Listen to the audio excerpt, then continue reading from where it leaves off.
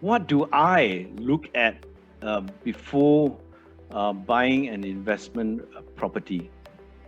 Yeah, what do I actually look at? So by following this method, it will improve the odds of being successful in property investment.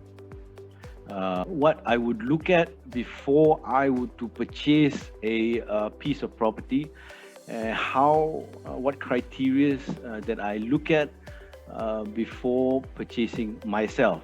Yeah, so I want to share this experience with you so that when you purchase your next property, you would not make any mistakes that I have made before, so that you will be able to profit from your next purchase of property. Yeah. So going through the points, would this what it would avoid? It would avoid gambling. Yeah, because buying property it's not like going to the casino. Yeah. Going to the casino and putting on red on black, it's not a 50-50 thing. What we want is we want to make sure that it's close to 100% sure thing, yeah, that you are going to make money on your property. It's actually quite easy to make it happen if you just follow the steps and make sure that all the criteria are being met. I can almost guarantee that you will make money from purchasing property. There's no doubt about that, because not only I've walked the journey, but I believe anybody can do it, and I believe you can do it as well. All you need to know is the knowledge and to just take action on it, and it will definitely work out for you. Yeah. So so it will not be gambling. It will not be gambling at all. It would be literally like you being the casino. Yeah, turn it around. Most of the time the casino makes money. Yes. Yeah. So what I want to ensure is like you being the casino, so that you are the one going to be making the money. Yeah. Just follow the points and you will be successful. Yeah. So with this knowledge, your investment choice will be a lot less risky. Yeah. A lot less risky, because the more knowledge you have, the less risky it's going to be. Yeah. The less knowledge you have, it becomes more risky. Yeah. So always keep that in mind. Yeah. And obviously knowledge is just knowledge, but knowledge that is in action is a lot more valuable once you put it in action, and you make the right choices from that knowledge. Yeah. Okay. So one of the things that we would talk about in terms of how I would to actually purchase a piece of property. So one of it is actually, I was referring to it slightly earlier, in terms of what kind of property should you be buying? Should you be buying a brand new property, or should you be buying a old property? So it's either a primary property, they call it in the market, or it's a secondary. So primary is obviously direct from the developer. So you buy it brand new. It may not necessarily be already constructed.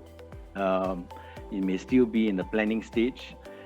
Versus if it's a secondary market, the property is already there. Yeah.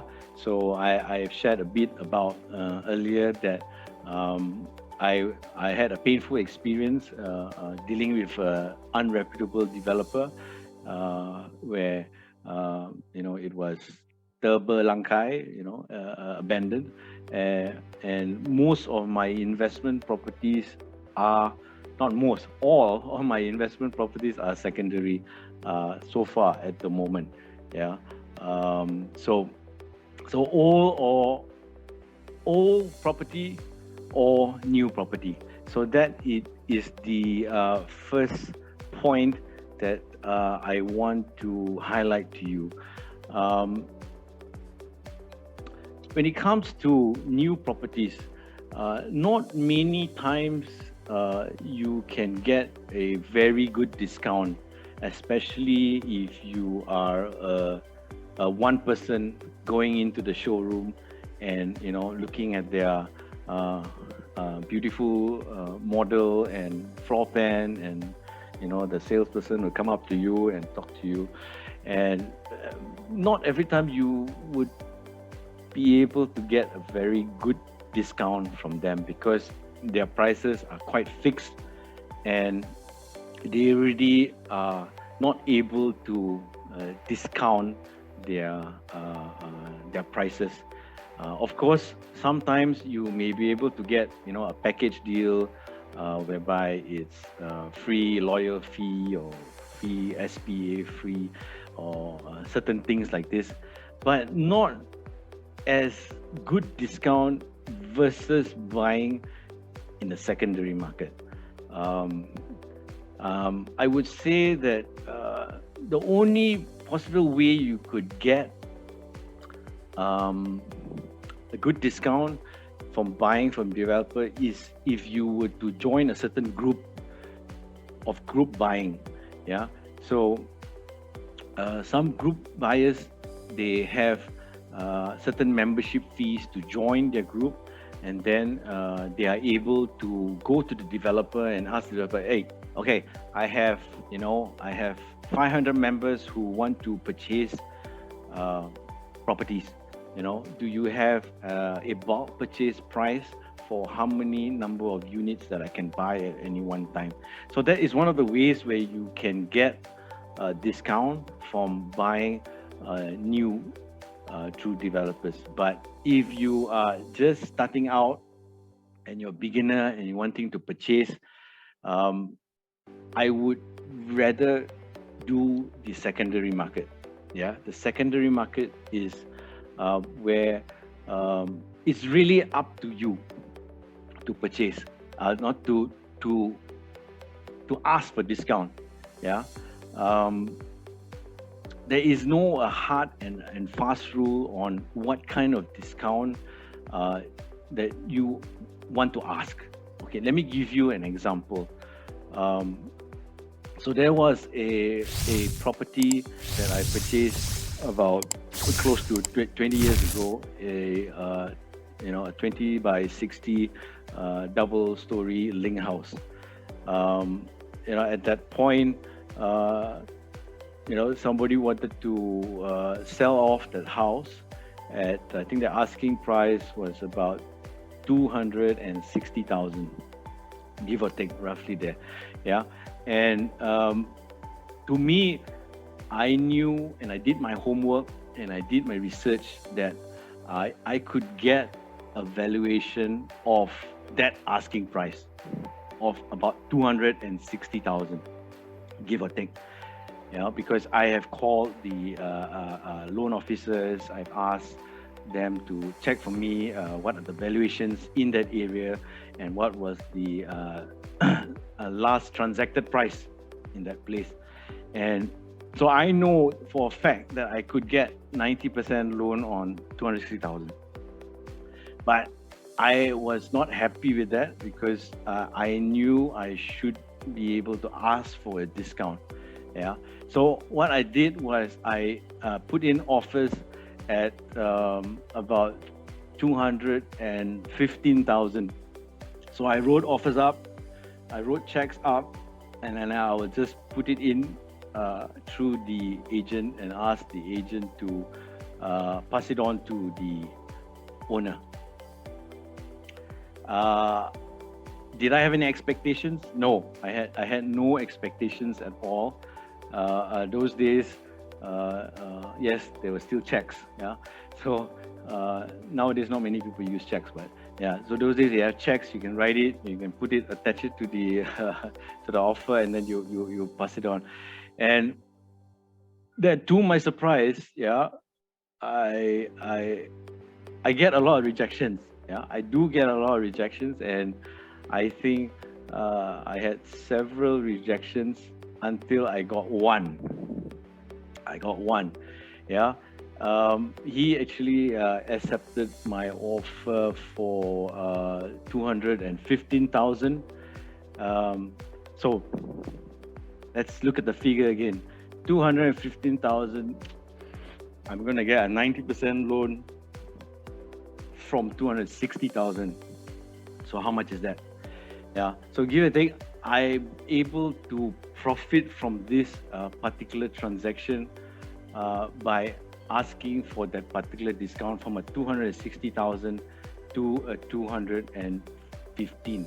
So if you were to put that, let's see in terms of how many percentage is it? It's, I think, about close to about 20%. Yeah, a 20% discount. So imagine you can't get this if you were to go into the developer office and say, your price is 260,000. Okay, I want to buy at 215,000. You accept or not? You will be a laughing stock, you know, in the in the eyes of the salesperson. It's just not possible.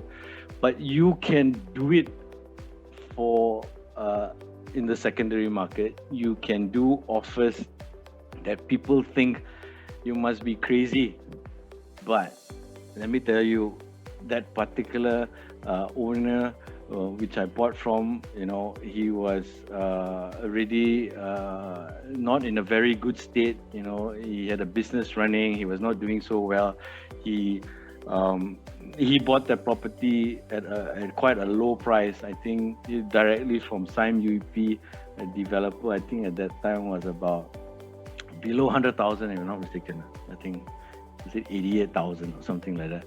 I saw the original SPA, but he made money already in that house. So, you know, what is difference of 260,000 minus 215? It was like a 45,000 difference, but he already made, you know, a quite significant amount. You know, he bought it at 88,000. He still made 127,000. You know, so he really made that profit. To him, yes, he could wait for his price, but you know, he was desperate and he wanted the cash quick, fast. Yeah.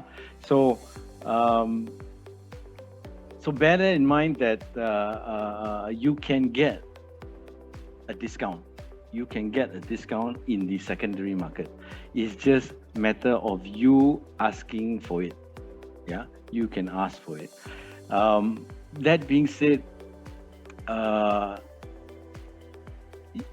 when you talk to an agent, because it's related to the pricing of a new old property or a secondary, you can ask an agent, hey, has anybody offered a lower price than what the owner wants for? What has the lowest price been? What do you think the owner is willing to sell for? The agent will tell you. The agent will tell you all this information. Yeah. Oh God, there was somebody who offered at 200,000. Yeah, but rejected. So it gives you some information. Oh, okay. So I may not want to go and offer 200,000 lah because it was rejected. Correct or not? So you have knowledge, you know what to do. Then you can ask the agent, so what do you think is the owner willing to accept? And then probably the agent would say, oh, anything above 200,000 maybe lah, I can try lah. You don't know ma, you know. So So that's what I did. You just say 215,000, and then you never know what you're going to get. Yeah, most because this is a negotiation skill. Yeah, most they would probably go in between. Yeah, that's a very common thing about going in between. So for example, if the owner said, "Oh, okay, I can only sell 230,000," then if you were to say, "Oh, but I want 215," so most likely you would be able to still get a discount, but somewhere in between. Yeah. So secondary market, you have this flexibility that you will not get by dealing with the developer. Yeah. So to me, I feel secondary market is the way to go by, because you have that possibility of getting discounts. I hope you enjoyed the training. If you enjoyed this video, let me know in the comments below what your biggest takeaway is. And as always, be sure to smash the like button, as it does help the channel out a little bit. And subscribe to this channel if you want to be notified of future videos just like this one.